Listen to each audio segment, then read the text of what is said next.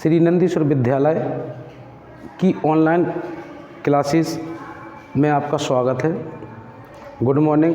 आज आप कक्षा 12वीं का रसायन पढ़ेंगे, पाठ 2 विलयन।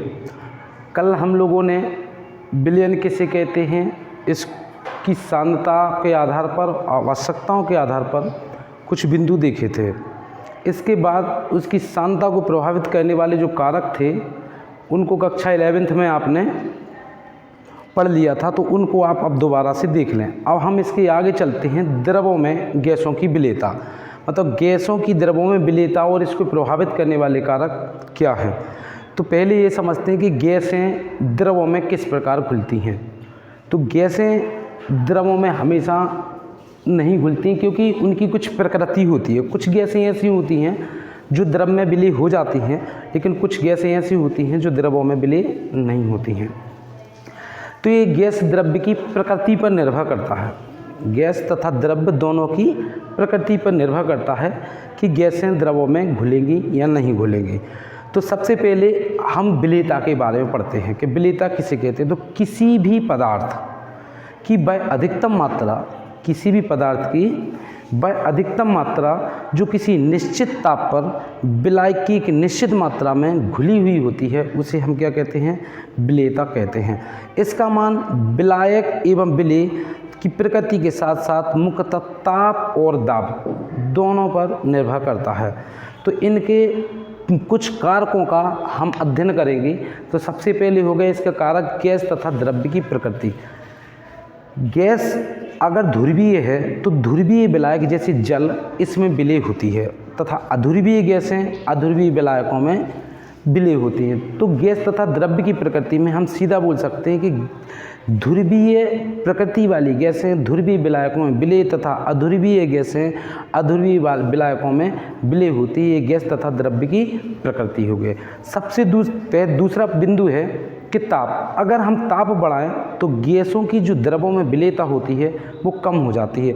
जैसे अगर किसी भी पानी में अगर कोई हम गैस घोलें और अगर ताप बढ़ा दिया जाए पानी का, तो उसमें गैस घुलेगी नहीं, जबकि उसमें घुली हुई गैस बाहर वाष्प के रूप में निकलेगी। तो ताप बढ़ाने पर जो गैसों की विलेयता होती है वो कम हो जाती है। तीसरा बिंदु है दाब। अगर विलायक की मात्रा मतलब गैसीय अवस्था में हो तो दाब बढ़ाने पर गैसों की विलेयता में वृद्धि होती है, यानी कि दाब बढ़ाने से गैसों की विलेयता में वृद्धि होती है। ये गैसों की द्रवों में विलेयता तथा इसको प्रभावित करने वाले कारक थे। अब कारकों के बाद आ गया हेनरी का नियम, जो दाब के से संबंधित है। जो हेनरी का नियम है वो है कि स्थिर ताप पर किसी गैस की जो द्रव में विलेयता होती है वो गैस के दाब के समानुपाती होती है। स्थिर ताप पर किसी गैस की द्रव में विलेयता गैस के दाब के समानुपाती होती है। यदि किसी गैस की मात्रा को m मान लिया जाए और दाब को p मान लिया जाए तो m अनुक्रमानुपाती p, और m बराबर k एक नियतांक आ जाएगा और p हेनरी के नियम के आधार पर KHP। यही हेनरी का नियम है, ये हेनरी का नियम है। तो m क्या है, विलायक की इकाई आयतन में उपस्थित गैस की मात्रा, तथा p क्या है, दाब।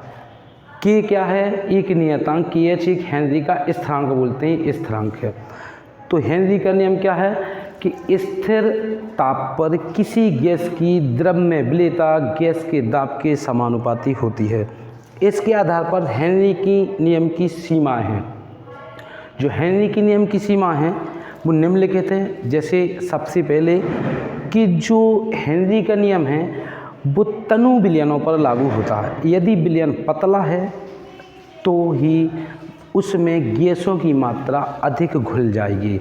अगर विलयन सांद्र है तो उसमें गैसों की मात्रा कम घुलती